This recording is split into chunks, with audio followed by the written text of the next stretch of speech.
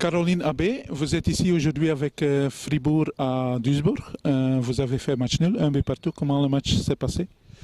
Ben, on dirait plutôt qu'on a perdu 2 points plutôt qu'on a gagné 1 point. On a dominé un peu toute la première mi-temps. On prend un but sur un contre.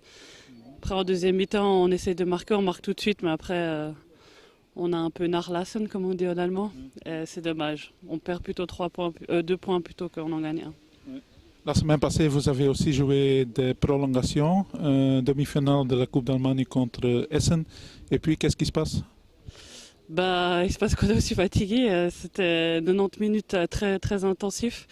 Les deux équipes ont joué un match très agressif. Après, les prolongations, bah, c'est 50-50, tout repart à zéro.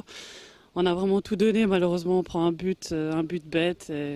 Et voilà, c'est dommage. Oui. C'était la deuxième année déjà en demi-finale, je pense. Ça laisse une goût amer.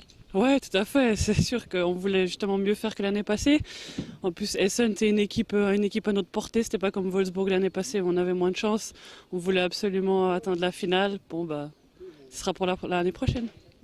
Avec Fribourg, vous avez fait beaucoup de progression récemment. Quel est le but pour le futur? Bah, de continuer justement encore à progresser. Là, avec l'équipe suisse, on est en train on espère se qualifier pour la Coupe du Monde. Donc, vraiment continuer à progresser jusqu'à cette Coupe du Monde et tout donner jusque-là. Est-ce que l'apport de Martina Vos, ça joue un rôle important dans la progression de la Suisse pour la qualification? Ouais, je crois qu'on voit une nette progression depuis qu'elle est arrivée. C'est sûr qu'il fallait un peu de patience au début. On s'est pas qualifié tout de suite pour la Coupe du Monde en Allemagne, mais maintenant on voit qu'elle met son jeu en place, nous apporte sa volonté de gagner.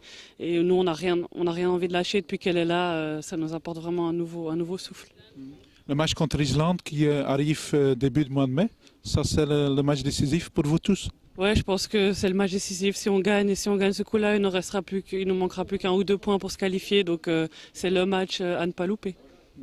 Et aussi, vous avez Lara Dickenman, vous avez Ramona Bachmann, vous avez Anna-Maria Kornovic.